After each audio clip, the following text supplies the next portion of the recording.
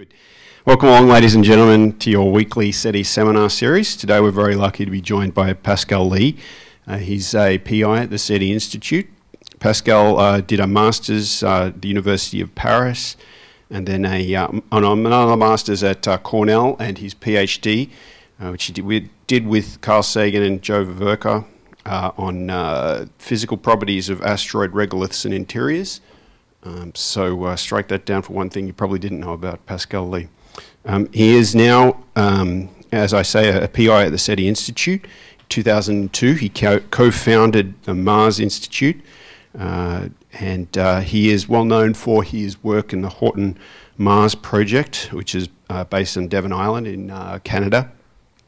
And he has carried out many expeditions in that area, including a Humvee trek into the HMP site. He's very interested, of course, in Mars analog exploration activities. He's well known for his cold and dry Mars hypothesis and support of that hypothesis.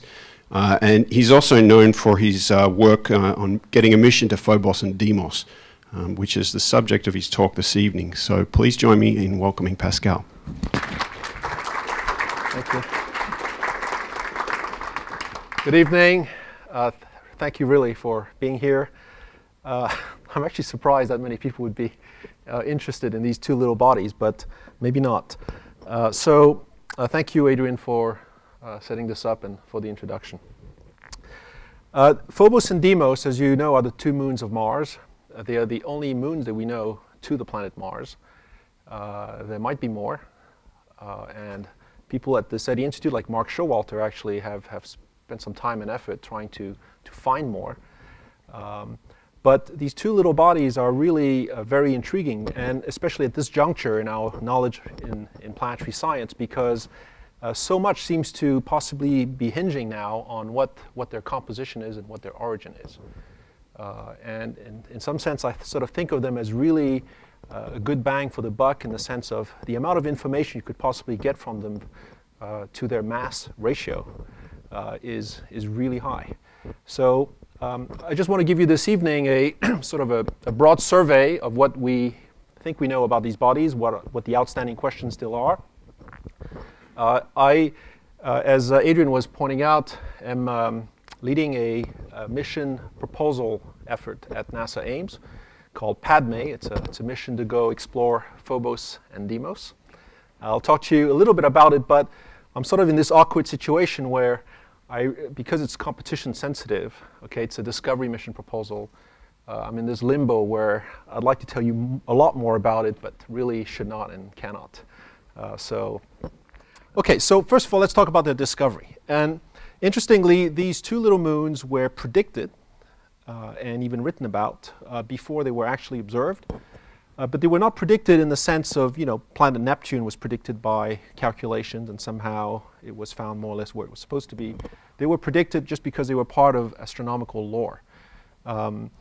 After Galileo discovered the Galilean satellites, the four largest moons around Jupiter, we were faced with this very nice progression that ought to exist. Mercury and Venus had no moons. The Earth had one. Jupiter had four. It really made sense. It was important that Mars have two. Okay, it's like completing a Sudoku line.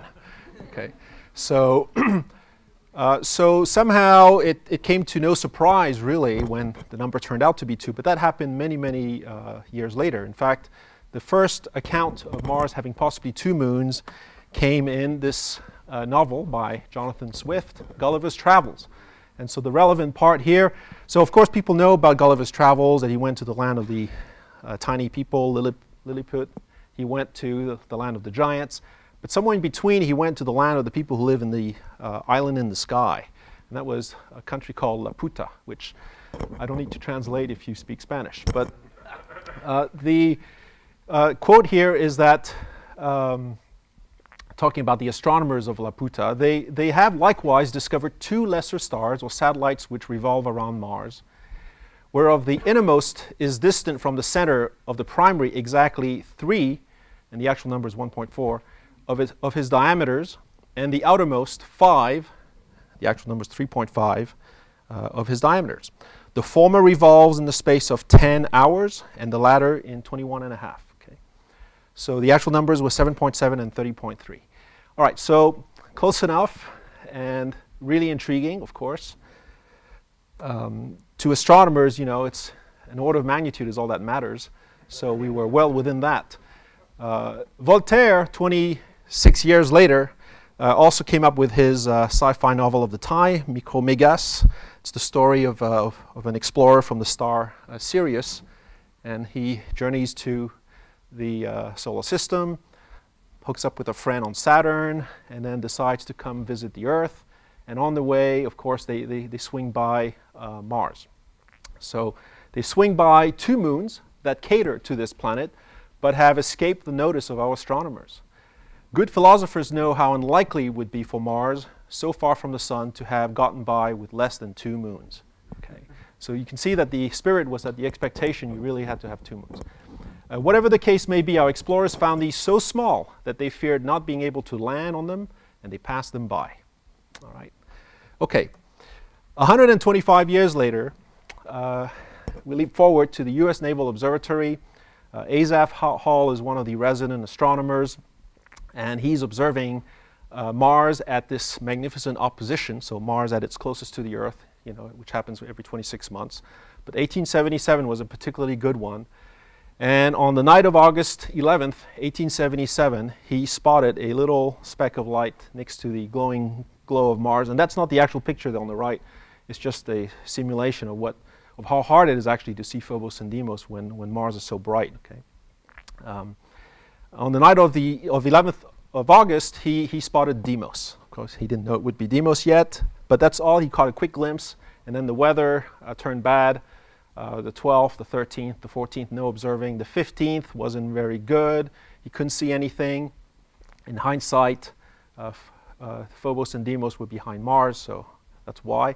But at the urging of his wife, Angeline Stickney, okay, she actually was his math TA in college. Okay, he had dropped out of school, and because his father passed away, became a carpenter, and then he went back into science, studied math, and she was in college his math TA.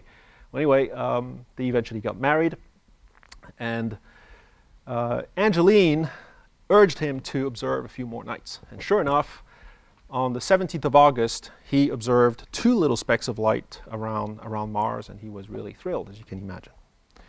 So this is the actual page of the notebook, where he says down here to the lower right, the left, both these above objects faint, but distinctly seen both by G. Anderson, who's his assistant, and myself.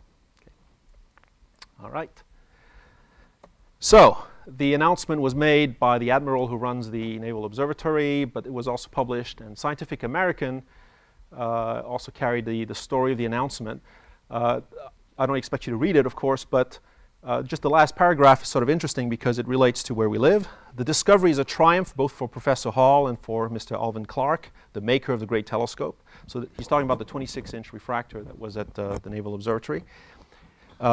It, besides, shows what may be expected of the still more colossal instrument, which at no very distant day we hope to see established in the Lick Observatory. Okay, so there you have it. All right. So where are these objects? Well, Phobos is very close to Mars, so close that it actually orbits Mars faster than Mars even revolves around, rotates around itself. Okay, and so, in fact, Phobos will complete about 3 revolutions in the span of 1 Martian day.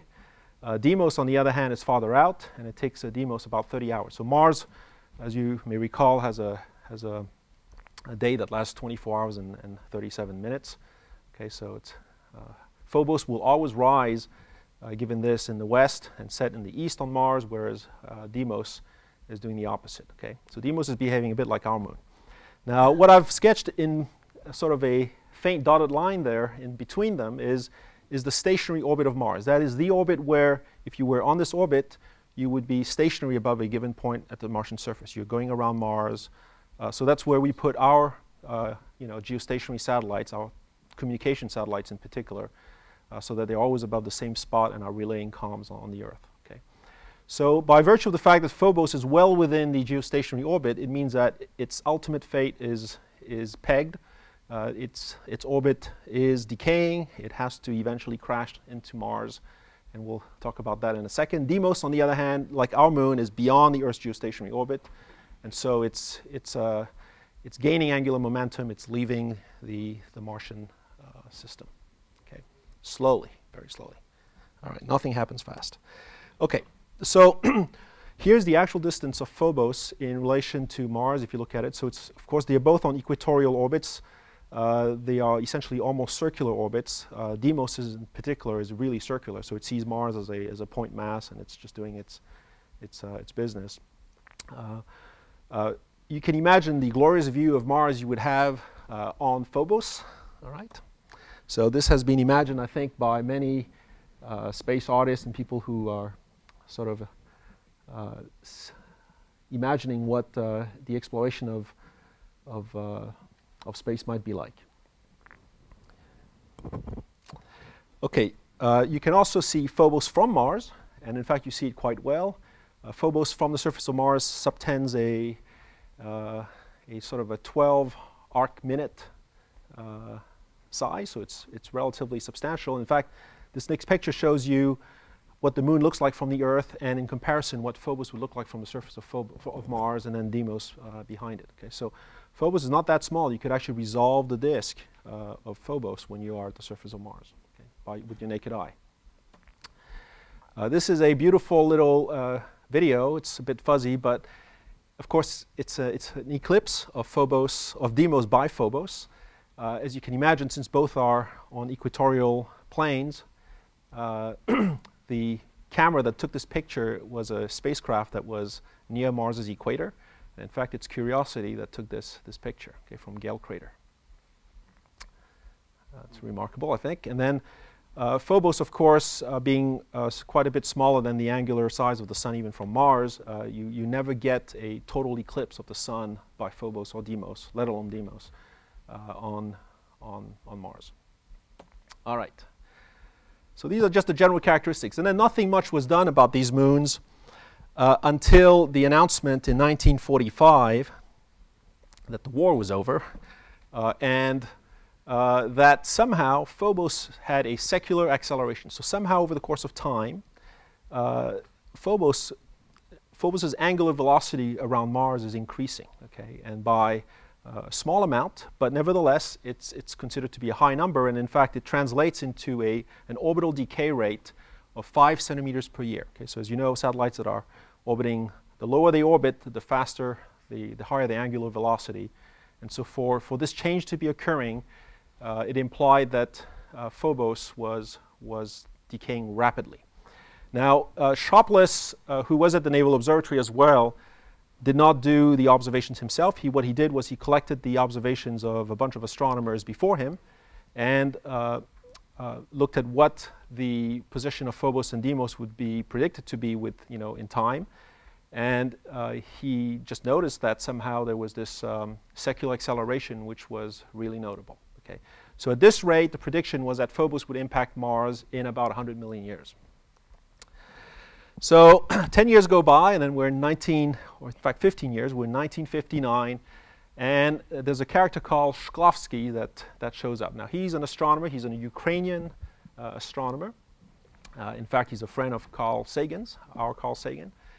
And Shklovsky became famous in particular for suggesting that Phobos might be hollow. Okay, and here's why. Okay, so he started with Sharpless's observation. He said if Sharpless is correct, that Phobos is really decaying that fast, what's causing this orbital decay? So he considered a few possible mechanisms. Magnetic field drag, we know today that Mars has no magnetic field, but at the time it wasn't clear that it didn't. But that even was not deemed to be possible. You had to assume that Phobos was a perfect conductor. It was traveling through a very strong magnetic field, and over time it would just experience this drag that would slow it down, but that doesn't work. Solar radiation pressure is too weak. Solar and mutual perturbations, that's gravitational perturbations from the Sun and the other moon of Mars, are too weak. Mars tidal friction. That was discounted, and it's sort of bizarre. It was discounted because it predicted a result that Shklovsky considered to be improbable. It said that Mars would have been decaying at this rate by tidal friction. It would have placed Phobos at Mars's geostationary orbit only 500 million years ago. And that would have been too short a time for it to sort of get started and have become a moon. Had it been beyond the geostationary orbit, it would have drifted away. By starting there, it would accommodate the tidal friction prediction, but that's too short a time. Phobos must have been around Mars for longer. Okay, so that didn't work. So the only explanation that he thought was plausible was to suggest that atmospheric drag, in fact, you're so high above the bulk of the Martian atmosphere here, you're in the Martian exosphere. The only possible mechanism is atmospheric drag from the exosphere, but that would only work if Phobos had an extremely low bulk density.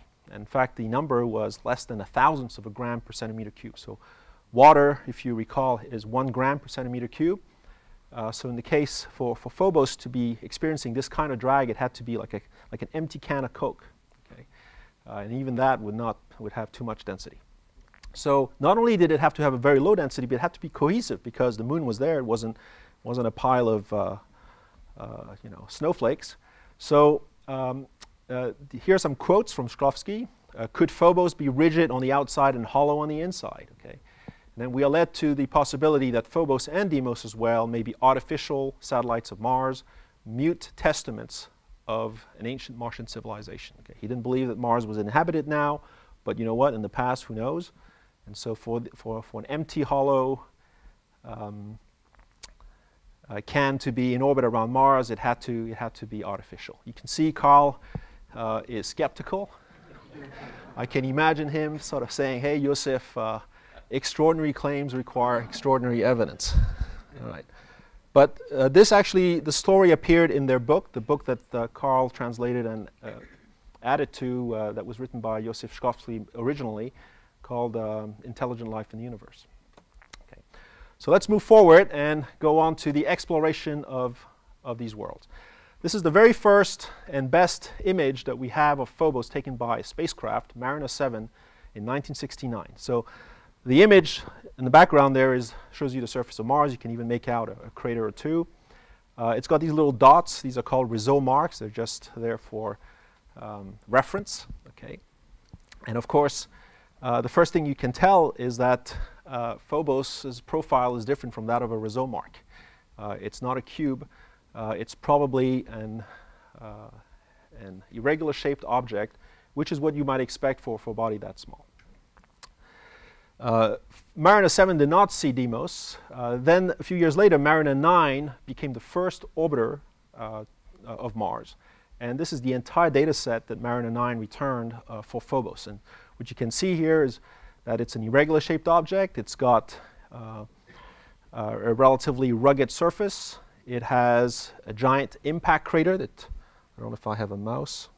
Do I? Yeah. Scott, could you give the scale of that? Yes. So the total length is 27 kilometers. Okay. So this guy is 27 kilometers. I was going to get to the scale in a bit, but yes. There you go.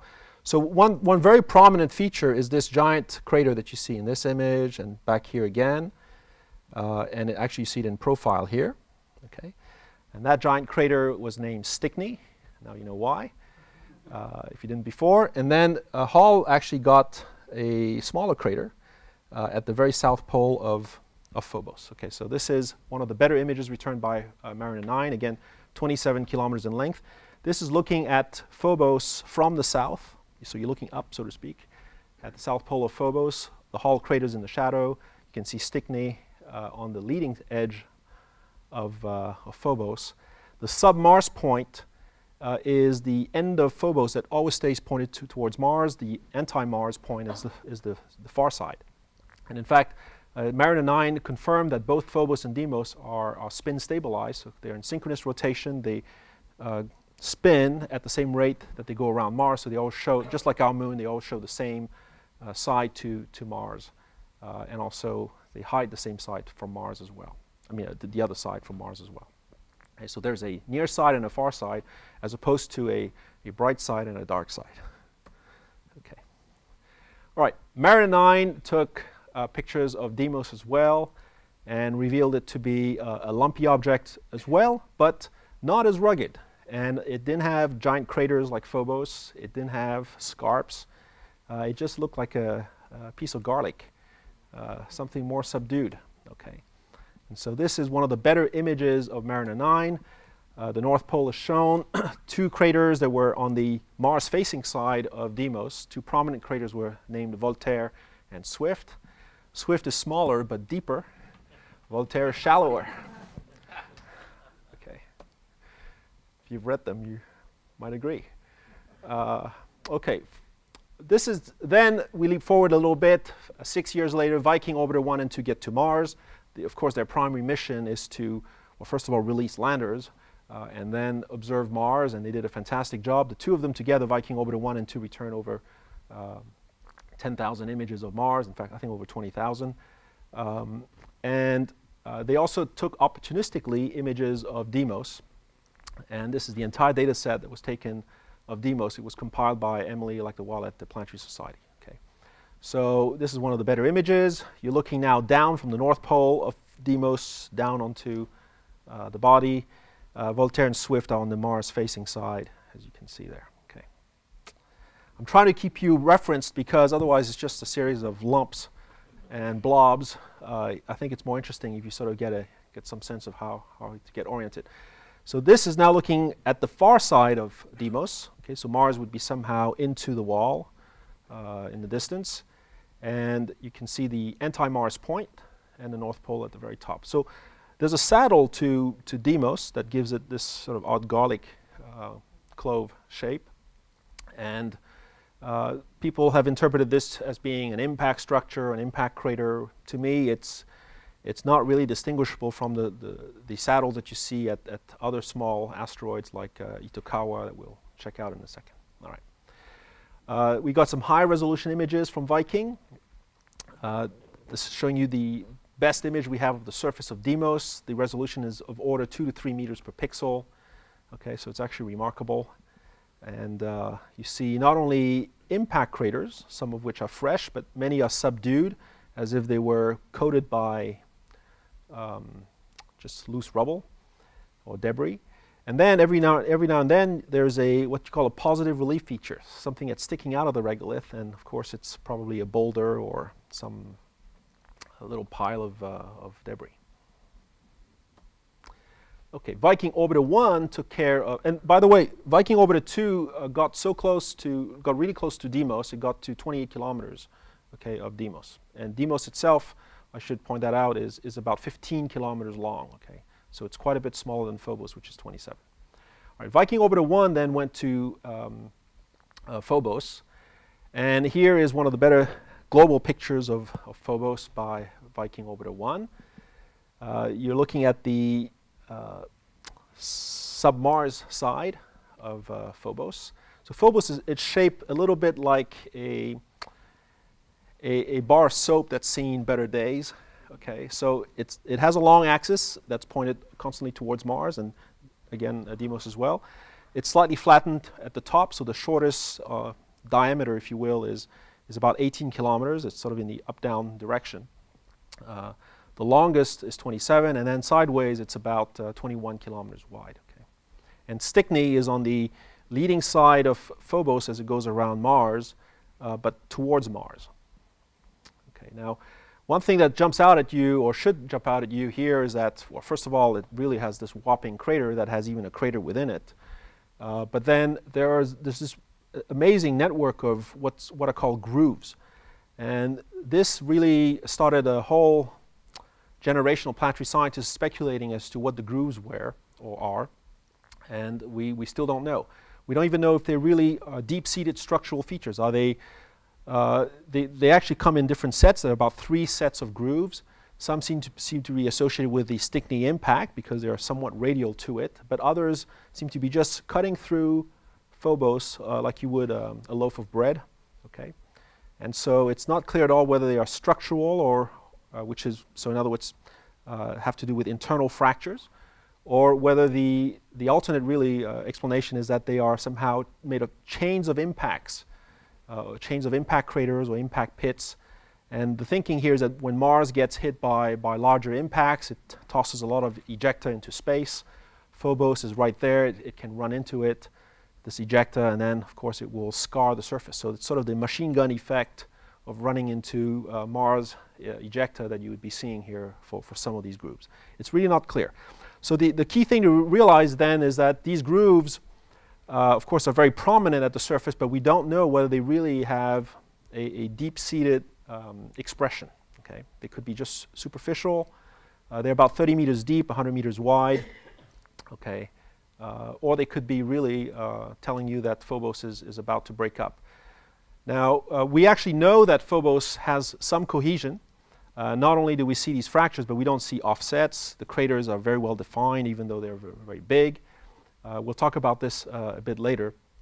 But that's an important point, because right now, Phobos is already inside its Roche limit. So the simplest way that I know of to explain this is that Phobos, being an elongated body, is experiencing a differential in gravitational attraction between the near side and the far side of the body. And so if it were made of, say, a pile of sand that had absolutely no cohesion to it, it would just get stretched and break up. Okay?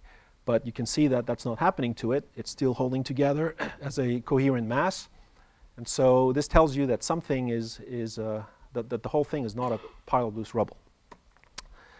Okay. Maybe I'll turn this way now. This is another view of Phobos by Viking Orbiter. You can see the sub-Mars point. We're sort of looking down now a little bit on Phobos, and you can see the flattened mandarin orange or soap bar shape of Phobos.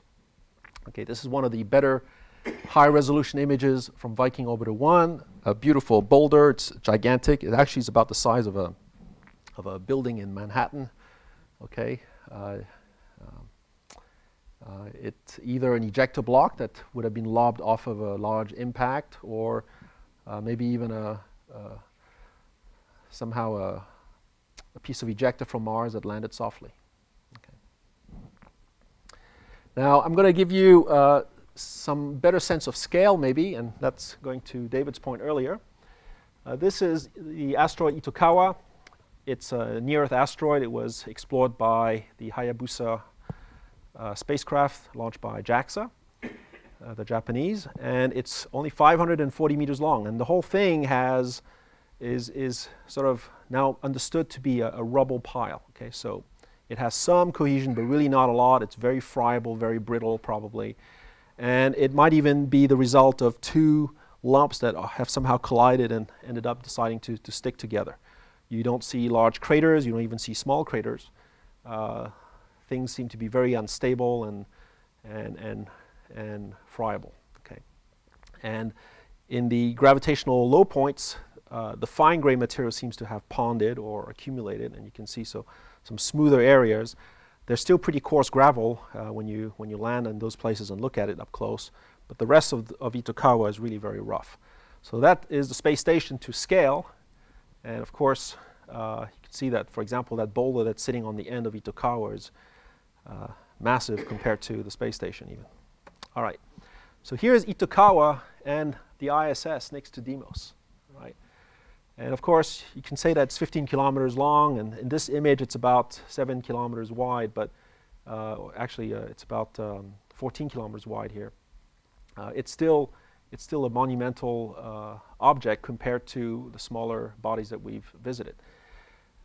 And now this is Phobos, which is a bit bigger than Deimos, quite a bit bigger, about 3 times larger in volume, and next to Itokawa and ISS.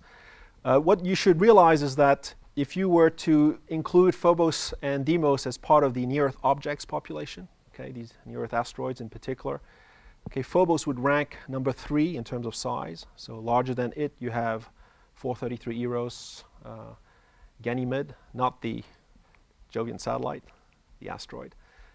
And Deimos would rank number 5, okay, after Don Quixote. All right.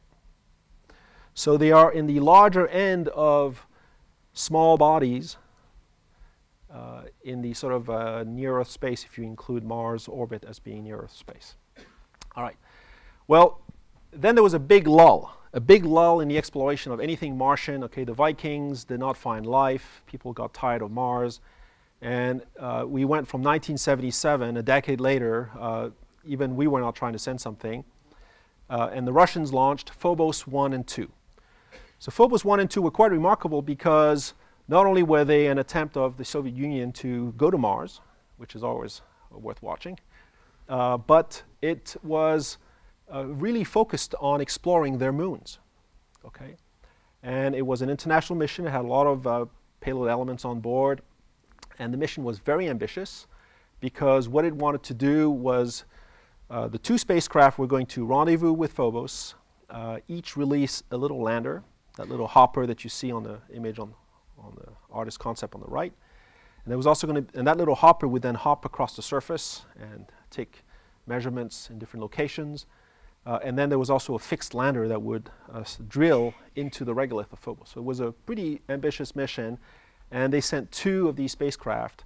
Now Phobos 1 was lost on its way to Mars, never made it there.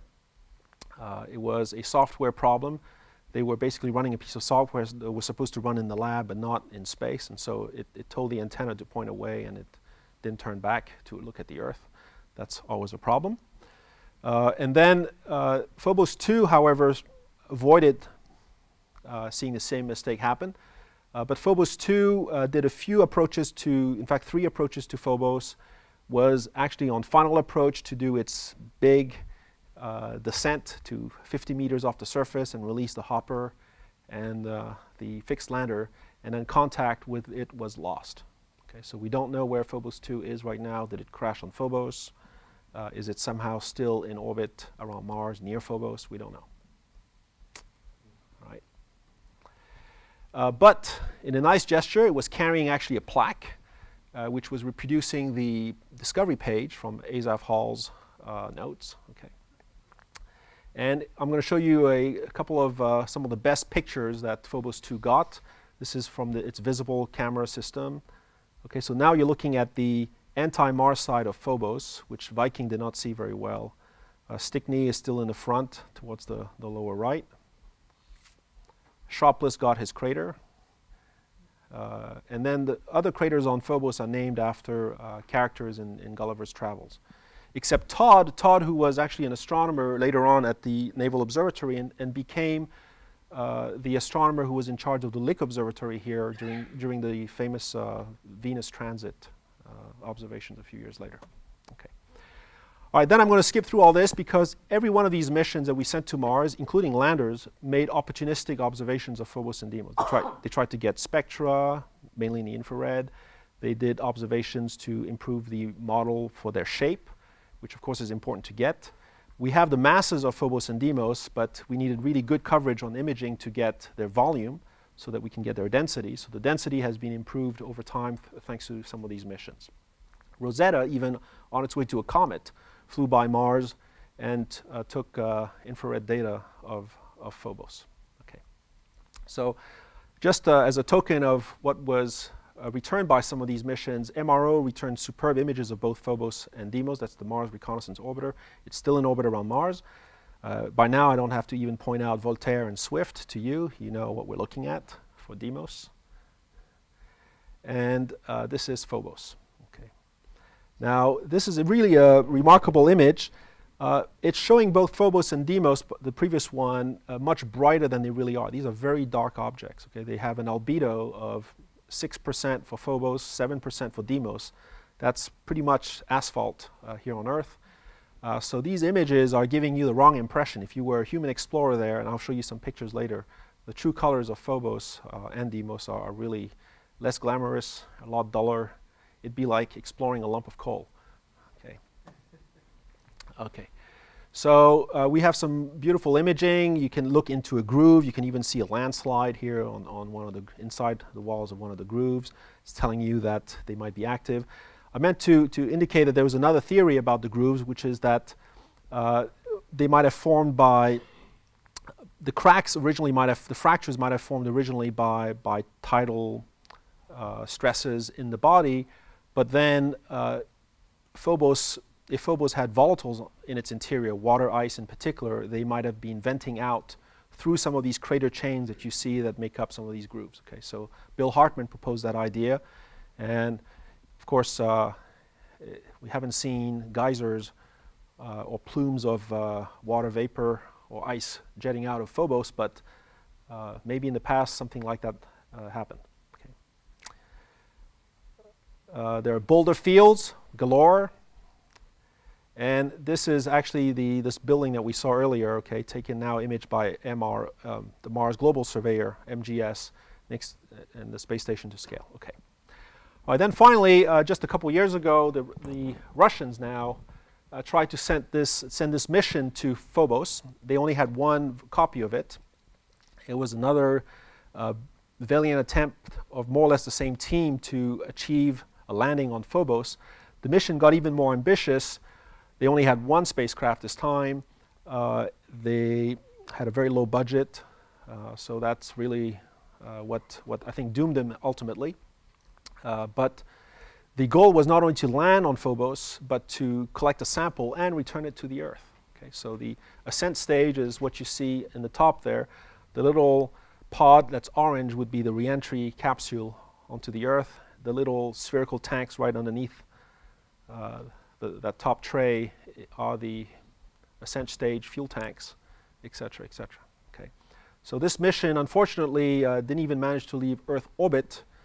They had a malfunction of the second or third stage, and of course they couldn't activate anything because the antenna that would have communicated with the spacecraft was buried between fuel tanks, and it was just not exposed at the time. So contact with Phobos Grunt was lost. They could not keep the batteries charged. The orbit decayed, and it crashed somewhere in the Pacific Ocean, off the coast of Chile, I think. All right, but before I move on to some of the science questions we have about the origins of these guys, I want to show you just the challenge that it is to map them. Okay, so here's a sort of an attempt at a grid of Phobos. It shows you these grid lines, the geologic features. The Russians have this more Russian approach to mapping an irregular shaped body. You just straighten it up, okay? All right, make it more or less egg-shaped.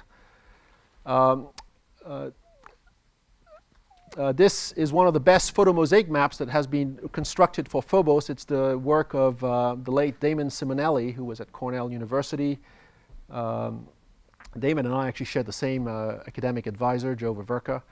And Damon built this image map using data from a range of missions from Viking Orbiter onwards. Okay. All right, so let's talk about the origin of these guys. There are three main hypotheses about the origin of Phobos and Deimos, and they really are interesting because any one of these answers would be interesting, and it still could be neither, but if it's neither, then it's potentially even more interesting because then we would have no idea what they are. Okay. Now there are complex variants of some of these, so I'm not trying to oversimplify this. I'm just wanting to share with you the top level issues here about their origin. So one is that they're captured asteroids. Okay, so they weren't there before, and somehow Mars now has asteroids, these two guys. There might have been more that were captured, but these two would be captured asteroids, so they would not have been born there. They would have been from somewhere else in the solar system. They could be remnants of Mars's formation. Okay, so Mars was surrounded at some point by a disk of gas and dust. Most of it turned into Mars. Planetesimals came in as well, and somehow Phobos and Deimos are accretionary leftovers of this process, and they're still somehow in orbit. And then the third hypothesis is that they're reaccreted impact ejected. So that's actually the theory for our own moon. Mars was hit at some point by something relatively large. It kicked off some crustal material, maybe even part of the mantle, into space. It formed a giant ring of debris. Most of it fell back eventually, but somehow some of it reaccreted into little lumps. One leftover is Deimos, the other is Phobos. Okay, so those are the general ideas. And then, of course, subtending these issues, these hypotheses, is the question of whether or not Phobos and Deimos are even related. Okay, I mean, the assumption somehow is that they are sharing the same origin, but we need to be careful not to necessarily assume that. Which really makes them interesting, because one could be a captured asteroid, but then the other could be reaccreted impact ejecta. Okay, something like that. So here are some clues to the origin. First of all, the density. These objects have a very low bulk density. Phobos is 1.88. Deimos is even less dense, 1.47. These are super low densities, even by small body standards. And these two densities are different. Phobos and Deimos are distinct objects from a density standpoint. Okay? The interior of Phobos could have up to 25 to 35% porosity, so void space. Deimos' interior could have anywhere from 30 to 55% of void space in its interior. So they're very fluffy, non-compact objects. Okay. If the interior has water, there could be a lot of it on either one, but especially Deimos. Okay. Do they have different origins, evolutions, or both? So they could have different origins, in which case they're different from the get-go, but they could be similar but somehow evolve differently, so that's why they're different now. And then, of course, they could be different objects that had different evolutions as well. The outcome of this issue is that we need more information on the internal structure and the composition of these bodies, those two things. Okay. Clues to the origin, the other thing to look at is cohesion. Okay. Phobos and Deimos look very different. Phobos shows signs of substantial cohesion. So we've mentioned this already before. It's inside its Roche limit. It's got large craters, grooves that, if they're global fractures, would tell you that there's substantial cohesion because the body's still there even though they exist. And there's relatively little mantling of craters at the surface. Okay? So it's a rough surface because you're looking at essentially bedrock is the idea.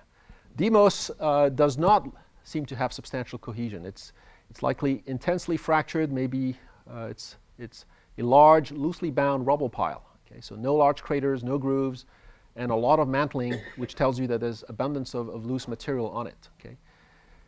Is water acting as a cement inside these bodies? Okay, so that could be really interesting. And again, the conclusion is the same. You need more information on the internal structure and composition. And I think you're getting to why I'm insisting on this is because our little discovery mission will be focusing on getting that more information. All right. Another clue to the origin is the albedo. We talked about that earlier. They're very dark. So this is actually a color, TV camera color image of Phobos taken by the Phobos 2 spacecraft just before it was lost. Okay, so it's looking at the anti-Mars side, obviously, of Phobos. That's Mars in the background. And then this is a better version of this image taken by MRO. Actually, it could be Mars Express. I'm not 100% sure. But it's the same idea. These are very dark objects, and if you sort of give the right brightness to Mars and color, you can see that they are very bland. They're not. They might look like slightly reddish lumps of coal. Okay. Now, we actually have some interesting color information, or contrast, I should say, at the surface of Phobos, which we don't see at the surface of Deimos. Okay. Phobos actually has some terrain that seems to be somewhat less red, and it's called the bluer unit, and some terrain that is really super red, and it's called the redder unit. Okay, it's all red, let me reassure you, but some of it is less red, and it's called bluer. All right.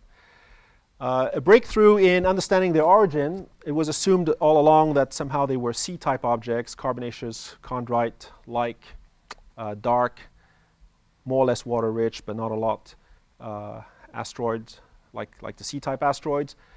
In fact, their spectrum is so red, and especially for Deimos, that the best match is D-type asteroids. So Grundy and Fink, Grundy was a grad student at the time working with Huey Fink at the University of Arizona, came out with this spectrum of Deimos. I was there when the presentation was given by Will Grundy.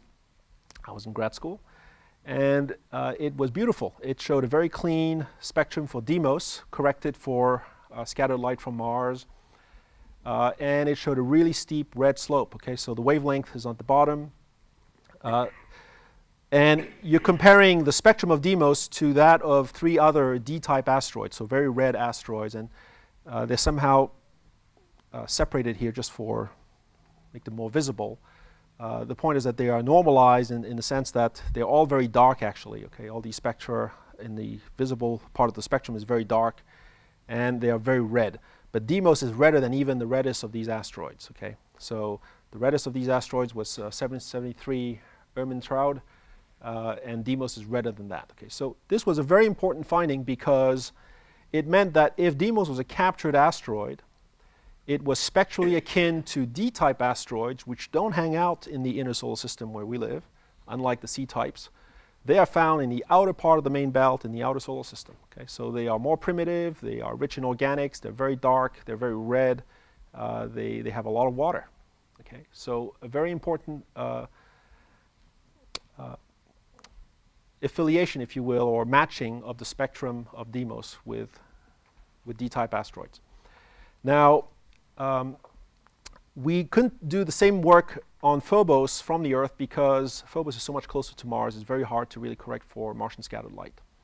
Okay, but with spacecraft missions, and then eventually from the IRTF, not the RTF, the IRTF, Rifkin et al. In 2002, Murchie et al., Pajola et al., Rifkin et al. Have come to the conclusion as well that Phobos's redder unit, okay, the red part of Phobos, has a D-type spectrum as well. Okay, so here is a nice match on the left between the spectrum of Phobos and the D-type Trojan asteroid 624 Hector, which Frank Marchi here at the SETI Institute found, I think, a moon to not too long ago.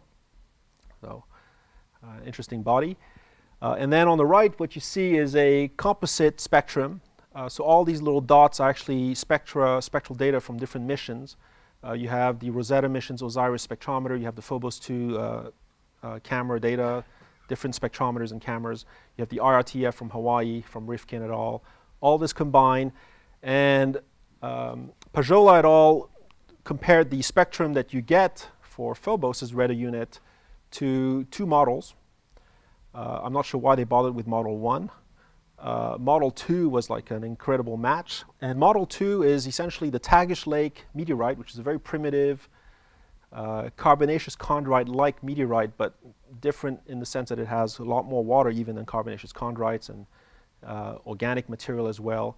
It's actually one of the best matching meteorites that we have for anything that's like a D-type spectrum. And if you augment Tagish Lake with a bit of magnesium-rich pyroxene glass, you get the red slope and everything you need to make the thing work. Okay. Now, it doesn't mean that Phobos' red unit is made of that. It's just that's one way of matching its spectrum. Okay.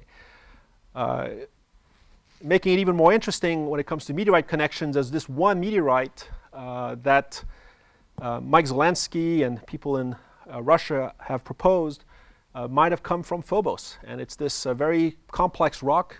It's a regolith breccia, so it's a rock that's composed of fragments of different kinds of rocks. So it's coming from a regolith, obviously, that's getting pounded and where there's an admixture of different types of rocks involved. But more importantly, it contains fragments from a body that must have been a large planet, okay, and had igneous processes, a complex geologic history, differentiation that are embedded in this thing, and otherwise the matrix is made of relatively primitive material. So it's exactly the type of context, if you will, from a geological standpoint that you would want to, that you might expect from samples from Phobos, okay? Maybe a matrix of relatively primitive asteroidal stuff, but then embedded in it, bits and pieces coming from Mars, which show a more complex and evolved history, okay? Well, so far it hasn't been conclusive.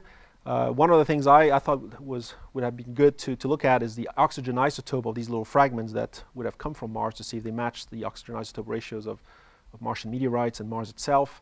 And the answer is it doesn't. Okay, so so much for that. I didn't do the work. I was just curious to find out what the results were. Okay. All right.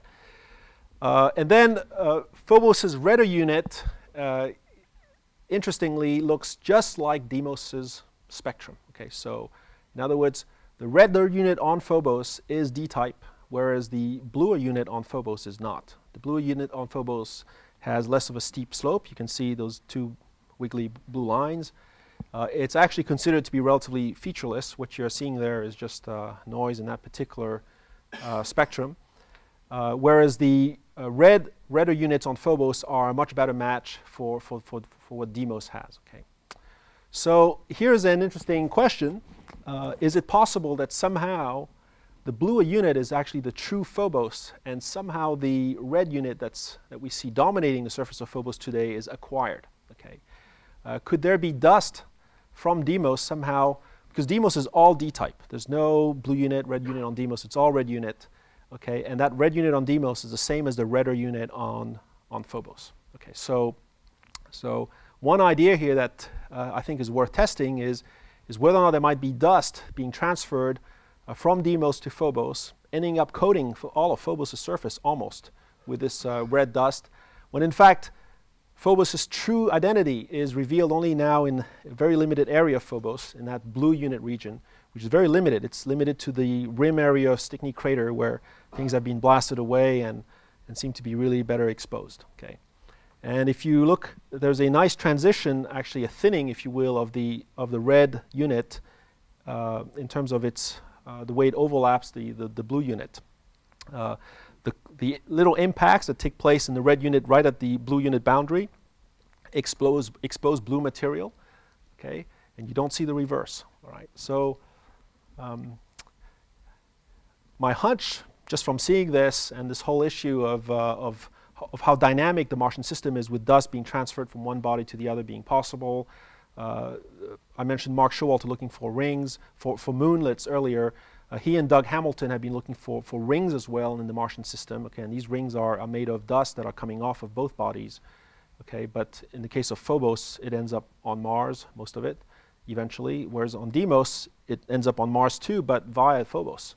And so the question is, maybe we are looking at a case of spectral tempering. Okay, Phobos is actually not D-type in reality. So this is a close-up view. Again, the colors are exaggerated, but they are plausible. And these stains that you see in the foreground could just be the result of the breakup of a lump of red Deimos material hitting Phobos, basically not too long ago, creating a crater and spreading the D-type material. Okay. So clues to the origin, composition. We need to know the composition of Phobos and Deimos to understand the origin. So far they are unknown. Visible color information and near-infrared spectra, first of all, they pertain only to the top microns. Okay, so who knows what's happening there. There are caveats, the space weathering that's reddening the slope and shallowing absorption bands for everything. There's the spectral tempering issue that we just mentioned. There's also the fact that Phobos' bluer unit is almost featureless. Okay, so it's different from whatever the red unit is, the redder unit is. Is there water in the subsurface? Because the surface doesn't contain any water in our spectra. But does the subsurface have water? Is there maybe a mechanism that, like space weathering, that would have made the surface materials lose their water if they had any? So we need new, independent, complementary information on the composition of representative materials of Phobos and Deimos. Okay, so let's review quickly then where we stand with these three main hypotheses. The captured asteroid idea, with D-type being the prime compositional candidate or regional candidate. There are pros. We have D-type spectra on both objects. They have both low densities. That's what you would expect from D-type asteroids. There's some cons. Capture is a lot easier said than done. It's very difficult to capture an asteroid, any asteroid around any planet, because it's zipping by. It just tends to get flung away or hit the planet. But getting captured requires some braking mechanism. Maybe a thicker atmosphere early in Mars's history, but that's not even that efficient or plausible in many cases. The orbit change is difficult. If you were captured, you would presumably be captured in a pretty inclined orbit that's elliptical, and somehow you have to, over time, become a body that's on a circular orbit that's equatorial. That's also easier said than done. It's difficult for bodies that are rigid, that don't have the means of shedding the tidal energy that they can. There's no water in their spectra, so that's not consistent with them being typical D-types on the outer solar system. But then there's also a con, which is, well, Phobos might not even be a D-type object to begin with if the blue unit is really more representative of what it is. So what's at stake here is really interesting, because if they are captured D-type asteroids, okay, this would validate, among other things, the NEAS model of solar system evolution. So that's a big deal. Right now, as you know, the NEAS model predicts that when Jupiter, Saturn, Uranus, and Neptune formed, they will actually form much closer to the Sun than they are today. At some point, through resonances, they evolved outwards. And as they evolved outwards, they basically sprinkle the inner solar system by perturbing the inner solar system with D-type asteroids and volatile-rich comets and such. And so this, incidentally, could be responsible for this spike that we see in the late heavy bombardment record of the Moon and possibly on Mars. Okay, so the whole idea that we could actually have captured two objects from this primordial rain of bodies from the outer solar system is really intriguing and exciting, and it could validate this whole idea of evolution of the solar system. If they're D-type asteroids as well, they would be easy to access D-type asteroids. You don't have to go to the outer solar system to explore them. You have them right here at Mars orbit, so that's actually a big plus. And then they could be volatile rich. If they're really D-type, then even if the surface is poor in water, the interior should be rich in water. That could be a resource for human exploration. So there's a lot at stake if they are captured asteroids. The info that we need is internal structure, composition of representative materials, and understand better this whole business of dust transport between Deimos and Phobos. What if they are remnants of Mars's formation? Well, the pros are that they're already on circular equatorial orbits. That works. Low density. And Phobos might not be a D-type anyway, so that would be just fine. Why is Phobos still around is the problem, okay?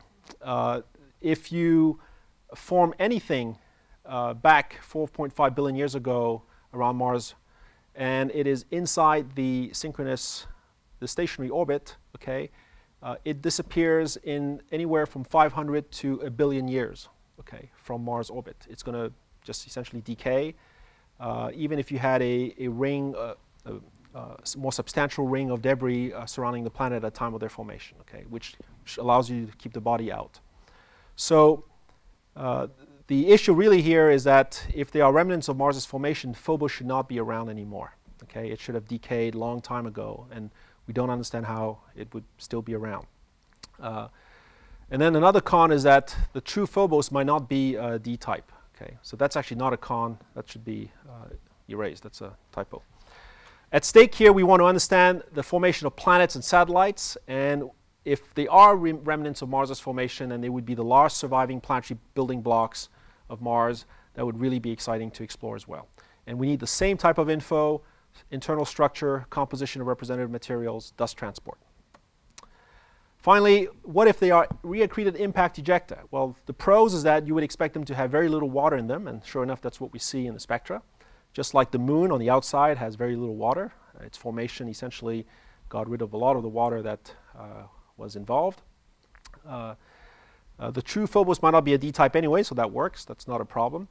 The con is that this impact would have happened somewhere like 500 million years ago or less, and so once again, Phobos would have been gone by now. Okay, it's just very odd to have anything that's inside the synchronous orbit still hanging around.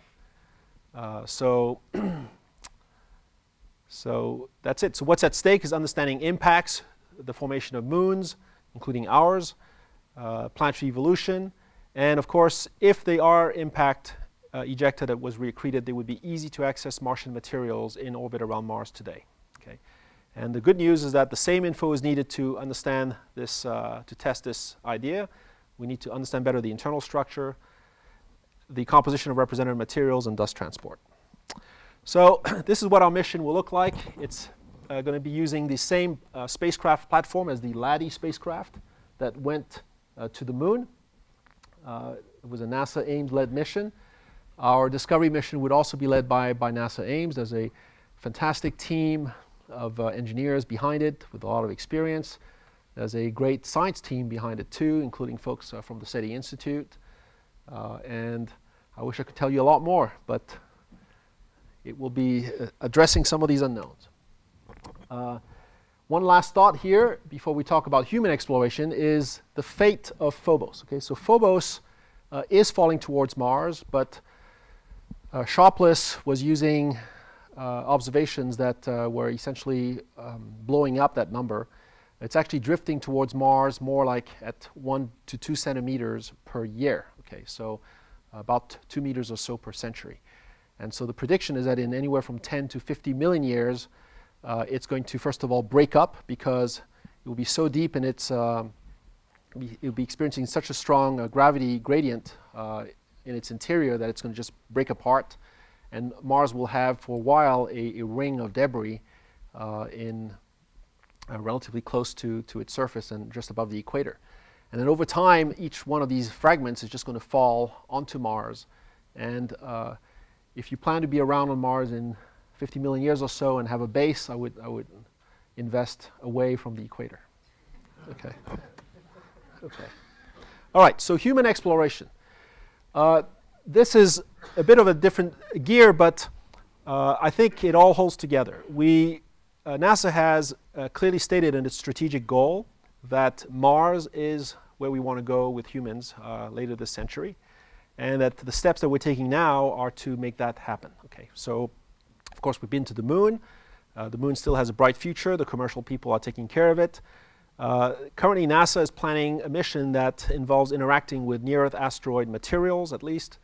And so we're either going to retrieve a piece of an asteroid and have humans explore it closer to the Earth, or we're going to eventually go out there ourselves and hop around a near-Earth asteroid. I think in the context of going to Mars, this is a good idea because the easiest place to get to when you first arrive at Mars is really Phobos and Deimos. Okay, Phobos and Deimos are technically achievable pretty much now or within the next decade or two. You don't have to invent the habitats for the surface of Mars, the spacesuit that has to be much lighter for Mars, the vehicles, the rovers, all of that stuff, all that hardware to make you a productive explorer on Mars doesn't have to be ready and is actually going to be very expensive to get ready soon. Okay? Whereas going to Phobos and Deimos, you can do this with hardware that we have. You can use essentially MMUs that we had for the shuttle program. You can use the shuttle spacesuit even. There are many things that can be adapted, improved upon with not a big investment in cost to make a mission to Mars orbit happen. So going to Mars orbit is something that, as announced by the president, could happen in the early 2030s. And I think even now we're on course to see that happen. I used to be told that, you know what, who would want to go to Mars and not land on Mars? Okay, who would want to go to Phobos and Deimos? Can you imagine? What a drag. Okay, well, okay, I'd go, but I'm sure, I hope many of you would as well, because going to Mars is a tall order, and I think we all want that to happen too, but going to Mars orbit is a first step, and it's achievable a lot sooner because it's so much easier. Okay. So here you have Phobos and POTUS. Okay, it's Buzz Aldrin showing a model of Phobos to the president. So the president is aware of Phobos. In fact, he has somebody's got their finger on Stickney Crater. Okay. All right, there's Laurie Leshin in the background, and I don't know who the others are. Anyway, this was when the president gave his one big speech on April 10th of 2010 at Kennedy Space Center. All right, what will the surface of Phobos look like for humans? This is a high-resolution grazing view of the surface of Phobos taken by Mars Express. Gives you a sense of the landscape that you would get. You know, a very hilly landscape, but again, you're in a thousandth of a G. In fact, gravity on Phobos is 1,700ths of a G. Okay, and gravity on Deimos is over 2,000ths of a G. Okay, so it's the escape velocity of Phobos is 45 kilometers per hour. Okay, so that's if you ride a mountain bike, okay, you can escape Phobos. Okay, just take the bump, okay, in the right angle, and off you go. Okay, So anyway, some depictions of what it might be like to explore Phobos, giant boulders, where do they come from. You know, Phobos actually could be really interesting because its regolith could be a repository of material that is not originally from Phobos. You could have, first of all, Martian ejecta. Even if the whole body itself is not accreted Martian ejecta, the regolith could contain bits and pieces of Martian meteorites. Okay, and that in itself would be interesting because they would have been accumulating on Phobos over time, coming from all over Mars, and possibly even from early in Mars's history. And so you could have really, in fact, some of it could be even better preserved on Mars itself, which has an environment that's so chemically active and oxidizing. You could imagine having even biosignatures captured in Martian rocks that are better preserved on Phobos today if they're buried in the regolith than you would find on Mars itself. And so you have this grab bag of what Mars has to offer in a quarantine environment, I would say, at the surface of Phobos. So that to me is very appealing. There are other thoughts to make the exploration of Phobos attractive. Phil Stuke in Canada at the University of Western Ontario has suggested that you could cache Martian samples at Phobos over time. Okay, so let's say we spend a decade of the 20s actually collecting samples at the surface of Mars, like Mars 2020 will, but bringing them back only as far as Phobos. Okay, then you stash them there. You have maybe different missions in the 2020s that do this from different parts on Mars. And then now you have a real cool science mission for humans to go, which is to retrieve this cache of samples, maybe sift through it, high grade it, and bring back what's worth bringing back. All right, so NASA is interested in this notion of visiting the moons of Mars. And it's all I should say here, but it's really, I think, part of the picture of getting humans to Mars this century, and I hope to live long enough to see this happen. So my children's book actually talks about exploring the surface of Phobos with jetpacks and blue suits that are made for Mars. You can park your Mars ship at the Lagrange point between Phobos and Mars, which is just 2 kilometers off the surface of Phobos. So that's the point of gravitational equilibrium, if you will. It's not a stable one, but nevertheless it helps between Mars and Phobos. Okay, so it's just 2 kilometers off the surface of Phobos. If you push hard enough on your legs just to pass the Lagrange point in the direction of Mars, you would fall towards Mars. You would spiral towards Mars. Okay? You'd still have the orbital velocity of Phobos, but all right, so this is the space station to scale at 2 kilometers off the surface of Phobos. Okay, that's where the Lagrange point would be. Okay, this thing is huge. In fact, Stickney Crater is about 9 kilometers across, so it's about the full height of Mount Everest, okay, from sea level. The SETI Institute has been leading the organization of the only 2 conferences organized so far dedicated to Phobos and Deimos. They were held here at Ames, organized by the SETI Institute and other partners. The first one took place in 2007, the second one in 2011. So looks like it's every 4 years. The next one is due in 2015, and so without quite announcing it, I'll just put it on the table that we really should put a third one together. And this time around, we have the SURVI, of course, the Solar System Exploration Research Virtual Institute in existence.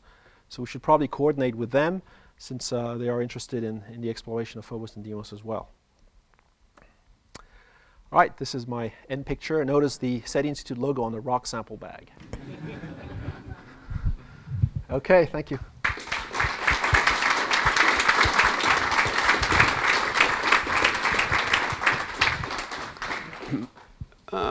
Pascal, if you have any questions, just raise your hand and I will get around to you. And I'm going to hand around this email sign-up sheet. So if you're not on our email list, put your email on the paper there.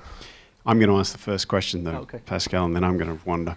So you mentioned that Mark had actually done some observations looking for rings of Mars, but I didn't hear that he didn't. What lower level have we got it down to? And so Mark and Doug Hamilton have both looked together, so they wrote HST proposals, have looked for undiscovered moons of Mars, moonlets, and also undiscovered rings of Mars that have been predicted. The rings have been predicted for a long time. And there are lower limits now to how bright they can possibly be. Okay? So we know that if Mars does have rings of dust, what's predicted is a relatively flattish ring of dust at the level of the orbit of Phobos, and a donut, a torus of dust that has room to expand basically out there at the level of the orbit of Deimos. But they're both gossamer rings. They're very, very faint, so faint that HST hasn't been able to find them yet. They are planning on proposing another campaign next time around at the next opposition to look for the dust rings. But there are other ways in situ to look for these as well. As for the moons, the little moonlets, that's interesting. I forget the two. I think one of them was Jewett, but I forget who the other one was. But there's been a survey of moons that were of little moonlets beyond the orbit of Deimos, and none have been found that were more than 10 meters in size. Okay, so at this point, that space that part of the Hill sphere, which is the gravitational sphere of influence where you might find satellites. Okay, the volume of the Hill sphere beyond the orbit of Deimos is pretty much devoid of anything that's bigger than 10 meters. However, inside the orbit of Deimos, you are so close to the glare of Mars that there are limits still to what could be there.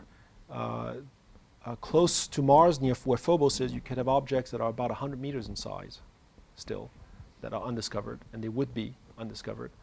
And then all the way out to where Deimos is, you'd have objects that are maybe 10 meters in size that are still undiscovered, if they're there. Okay. So that's very intriguing, and of course, there are ways to look for them too. Yep.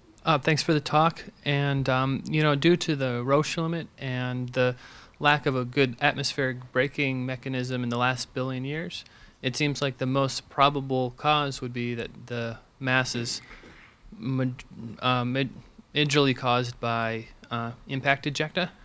And so my question would be, what kind of impact would we be looking for, and how big would you expect it? So I didn't quite get the connection with in your question there. You have three proposals. Yeah. It seems like the most likely is that, from my point of view, is that the majority of the mass is caused by impact ejecta. The majority of the mass of what? Of the moons. Okay. And just because of the Roche limit and the fact that there's no atmospheric braking available for the last billion years because of a lack of atmosphere. And so it seems like if you had to put odds on which one of the three proposals would be accurate, it seems like it would be that the moons were reaccretion of impact ejecta. And my question is, what size of impact crater would you be looking for? Oh. Yeah, so I only know of one group that did some modeling on this. It's Pascal Rosenblatt in Belgium and Stéphane Charnoz, who is also, well, he's in France. So they've looked at what happens to a disk of debris that would be ejected from Mars, ends up in populating the region where Phobos is, and one of the outcomes in their modeling is that you can actually have an object like Phobos. But then, of course, it will decay in a time scale of about 200 million years is what they came up with. Okay, so in other words, the impact would have had to happen, not that far earlier. As to the size of the impact, I have no idea I don't know exactly offhand what the mass of the ring was, the ring of debris, which would tell you what the mass of the impact. I mean, the magnitude of the impact. But having said that, I really want to share my personal opinion about these three hypotheses, which is that they really are unresolved, because there are way around every one of them. They're a bit, convoluted, but I think what we really need now is more solid data on the internal structure, on how rigid these bodies are, on whether or not they have water, on whether or not they dissipate tidal energy easily or not. All of this will really tell you what model is plausible and which one isn't. My guess, actually, if I just had to say right now, is Deimos is probably a pile of rubble and may well be a D-type asteroid that was captured. Okay, I mean, there's no particular problem with it being out where it is. And if it is a pile of rubble, then it could have seen its orbit inclination be reduced and circularized relatively quickly. In other words, on time scales that are plausible for it to still be there and yet be a captured asteroid. The question then is, when was it captured and how? Okay, but it could have turned into a ring of debris before it then do a plane change and then reaccrete into Deimos. Okay, so that's one scenario. Phobos, my guess is that we have to figure out what that blue stuff is. That's the true Phobos, and it could be a blue-type asteroid that was captured. We don't know what that material is, so it could be impact ejecta that was reaccreted. It could be anything. You think it captured? You can imagine a scenario where a capture could happen in the last billion years? I can't imagine any scenario where that would be doable. No. What would be You need a process to break it. Now, Jeff Landis actually at Goddard has suggested that you could, if you had originally a binary or at least an asteroid that would somehow be allowed to break up, that somehow you could enable capture more easily that way. I have to say, you can do a lot of things with modeling. Hi, over here. Yeah. I have a very quick frivolous question and then a real question. The frivolous question is, what does George Lucas think of the name Padme? Padme means wisdom in Sanskrit. Yeah, he got Dagobah means temple, actually. He stole a lot from Sanskrit. I'll leave it at that. It's a NASA mission, and we're using the Sanskrit word for wisdom, which I think is really nice. But Padme is going to visit the god of war. That will be interesting. Okay, so my real question is, when we got close-up pictures of Vesta, we saw these lines of impact craters that, from what I read, people were hypothesizing were oblique impacts where they were bouncing down the surface of Vesta and maybe flying off, maybe coming to rest. And the close-ups you showed of Phobos, the grooves are different, but they seem to be associated with rows of maybe similar kind of oblique impact. So I was wondering if, with the results of the Vesta orbit, that has changed any of the theorizing that's gone on. If anything, it's strengthened that idea. And in fact, you actually see these lumpy craters that seem to be the result could potentially be the result of the bouncing of an object that's colliding with Phobos at relatively low velocities, low enough that it doesn't disintegrate and just create a simple crater, but somehow rolls across the surface. Oddly enough, it's not like you see at the bottom of these grooves, at their end, for example, a big lump. I mean, you might imagine that this thing roll and sort of crash into Phobos and then somehow came to a stop. Did it somehow escape still because it had enough energy to do that after digging out a groove? It maybe just exactly launched somehow in a direction that allowed it. Maybe it was rich in ice, and the ice just sublimated and peters out. But you see, so. Since we have the spectra, I would imagine we know something about the surface composition. Can you tell us what the surface composition is? Well, the spectra shows very, very few, very subdued features that are essentially telling you that it's very hard to tell what the composition is. There's a band, so to speak, at 1 micron, which is associated with iron-rich silicates in particular. It's very subtly, that's the subtle way of putting it, expressed. Okay, it's not something that is just strong compared to what you would expect from an iron-rich silicate. Okay. There's supposed to be water bands at 3 microns, and we don't see that. There's no hint of any strong presence of water at the surface. So it's really the case that these spectra are essentially very red and very flat. I've got a comment and 2 questions. Yep. The comment is that this really wouldn't validate the NEAS model. All you can say is that it's marginally consistent It's with the NEAS consistent with model. it, yes. And then one of the questions, are you struck by the fact that the cratering appearance of the two objects is so drastically different, and if they've occupied anywhere near the same space over the same time, that difference to me is a little difficult to understand. Yeah, this goes to the point where I was saying, is it a difference in origin or is it a difference in evolution, or both?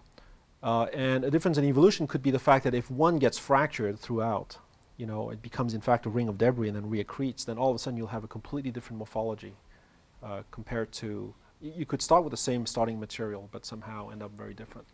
And the second question has to do with Phobos.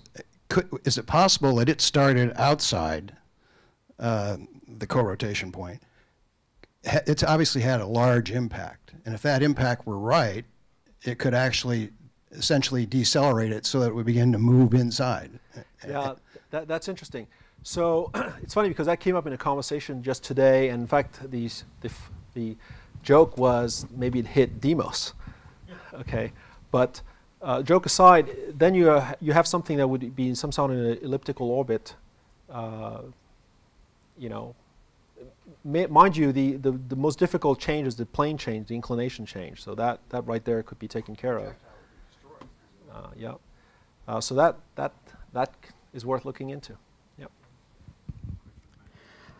A question with regard to the search for volatiles. You mentioned they're both equatorial, orbiting around Mars. Is our mapping of the surface high fidelity enough that we can identify any possible permanent shaded regions at the poles, or is the inclination too high relative to the ecliptic to let that work?